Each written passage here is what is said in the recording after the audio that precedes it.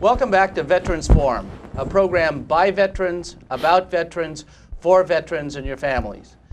I'm your co-host, Bob West, with Ray Chattery and Jerry Devland.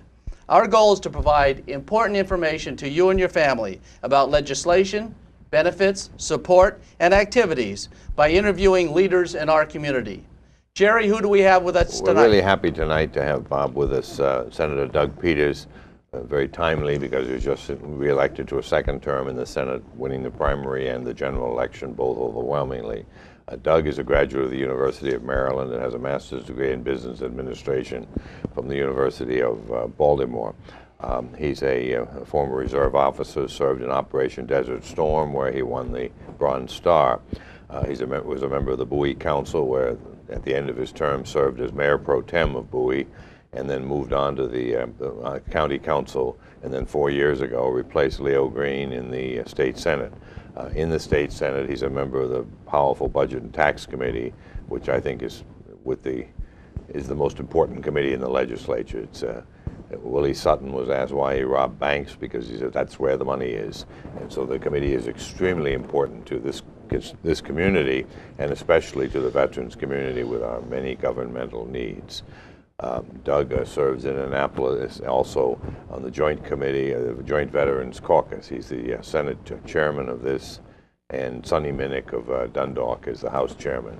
And he is a former commander of 2 of the 4 veterans posts here in town, the American Legion and the Veterans of Foreign Wars. So he has deep roots in the community and deep roots within that community, in the veterans community. We're very lucky to have him. He obviously is not only 100% veterans vote in the Senate, he's more than that. He's a leader. He doesn't just support bills, he introduces them. This year, for example, he was named by the Disabled American Veterans at their annual convention in Ocean City as the outstanding member of the Senate. So we're really happy to have Doug with us. He's really one of our own.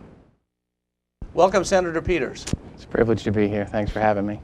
Now that the election is over, can you tell us about the composition of the Senate and how it might have changed?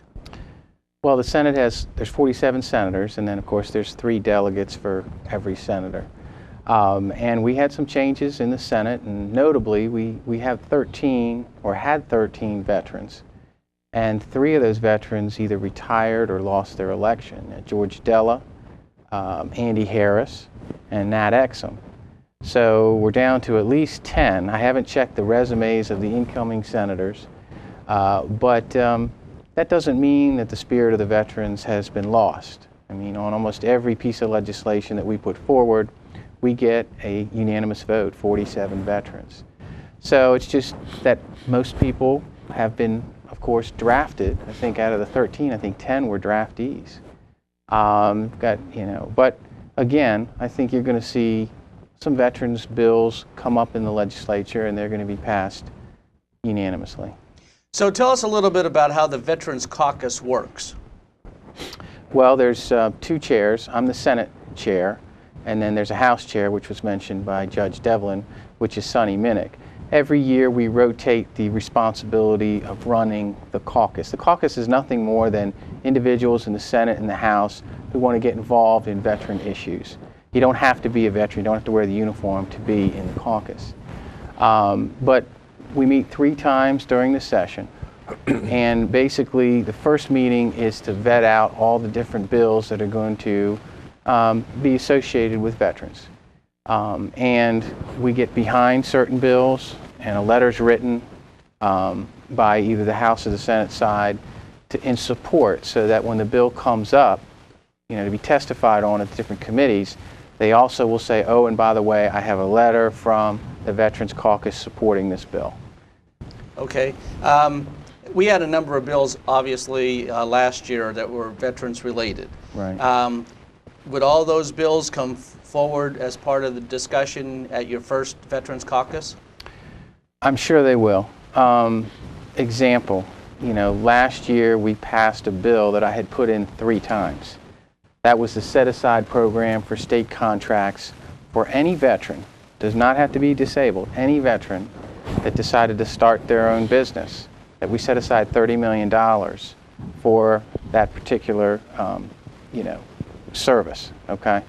Got shot down twice, got passed last year. So even though a bill continues to get introduced year after year, sometimes it takes that amount of time to build a consensus on both sides, the House and the Senate side, to get the bill through. So we're going to see some of the bills that we've always seen, and I think, you know, there's a couple that I think are actually going to pass this year or the next few years. Okay. I know we're under budget restraint because of tax revenue coming into the state, as well as nationally talking about the debt and deficit. Can you tell us a little bit about how that might impact some of the bills? Because some of the bills actually do request either fundings or tax exemptions or something of that nature. Well, every single bill that goes in front of the legislature gets a fiscal note. And so that fiscal note has a certain dollar amount attached to it. So depending upon the year, I remember the first year I was in Senate, if anything was above $250,000, it was dead. So everybody was scrambling to try to figure out how to amend their bill to get it down to about $250,000, okay? If it's a revenue generator, it's much more likely to be looked at and potentially passed out of committee. Example, the income tax subtraction bill, which comes up every year. As you know, Pennsylvania gets $20,000 tax-free, we get $5,000 tax-free. That bill, I think, for an extra $5,000 is about $12 million, the cost to the state, okay? So that bill is going to be difficult to pass without some sort of revenue source attached to it. And that's an example of how bills can potentially live and die in the committee. Okay. The other bill, of course, that you've heard about more than once is the slots bill. Right.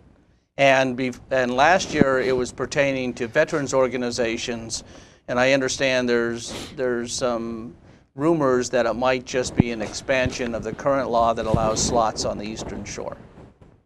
Well, what happens is that every year there are a couple of senators that will put in a slots bill for their particular county. You know, Barry Glassman puts one in for Hartford County, and then on the House side, the chairman of Appropriations puts one in for Worcester County. So that kind of actually is a challenge because it's the haves and the have-nots, and then you're adding 2 more to the haves, and then the have-nots get really upset, the rest of the counties in Baltimore City. So Kathy Klausmeyer, who's a senator who's very pro-veteran, she always puts in a bill for those who do not have slots, the whole, you know, rest of the counties in Baltimore City. If there's a slots bill passed, I think that would be the bill everybody would look at. But again, I think the issue there is that the President of the Senate has been pretty clear on where he is on that bill. He wants to be sure that all the slot machines that are allocated here for the state are placed before we get into another stage of putting slots in the different veterans' homes. So we have 15,000 slots allotted in Maryland, as you know. Anne Arundel's about 4,700 slots. We've got 2 other sites, Ocean Downs and Cecil County, that are been placed. So we're really left with Baltimore City and Rocky Gap. Those 2 do not have agreements. There's no slots, you know, that have been placed there.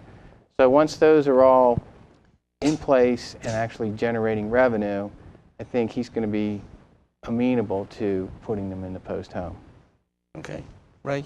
Well, what I would like to know is why the state can't get part of that revenue from the veterans groups, because 50% has to go back. I mean, the way the law reads, I haven't gotten really delved into it, but it seemed like 50% goes back to the community. Well, they could make where a percentage goes back to the state, which would offset the fiscal note.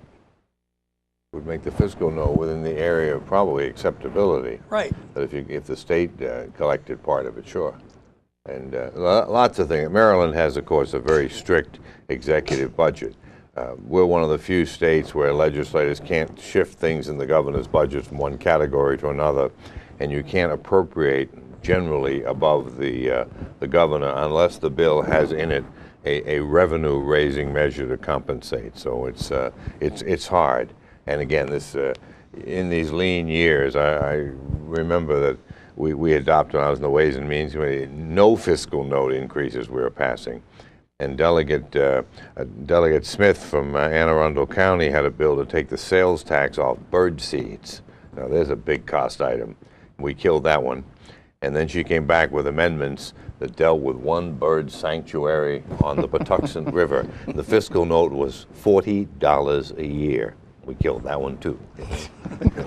So when you get these lean years, I mean, because once you open the door, you can't say, I'll give you one, but I won't give you one. So the $40 was, I said, Betty, it's just too much money. And the way we could do that is in the veterans group, there's business-related income and non-business-related income. Mm-hmm. Donations that we get from the public is for service for veterans. But if we have slot machines, that could be a taxable, and not in the nonprofit part, and that could be taxable.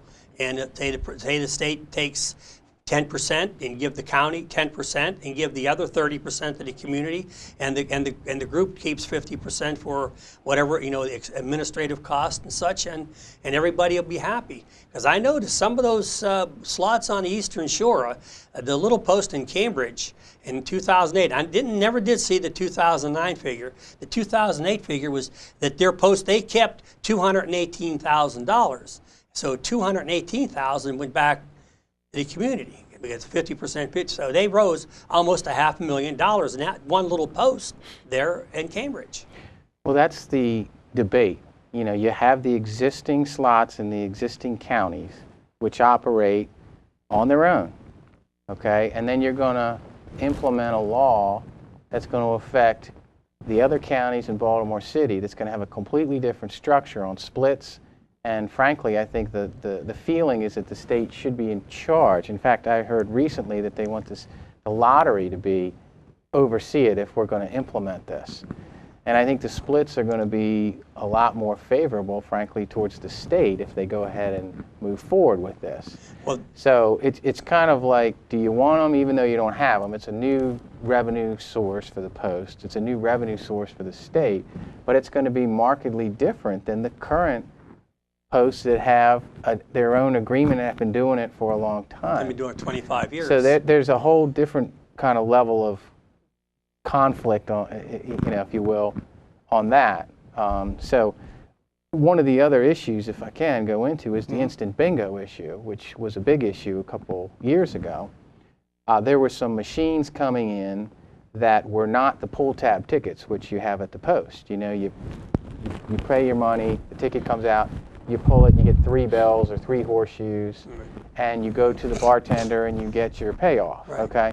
Well, these machines came in where you actually would pay for the ticket, push the button, the 3 bells would come up on actually the machine, and then you get a ticket. That was deemed as instant bingo, which was not allowed. Right. So those machines were hauled out of there, and there was a whole debate with our Prince George's County State's Attorney, who wrote letters to all the posts and said, you guys have instant bingo machines.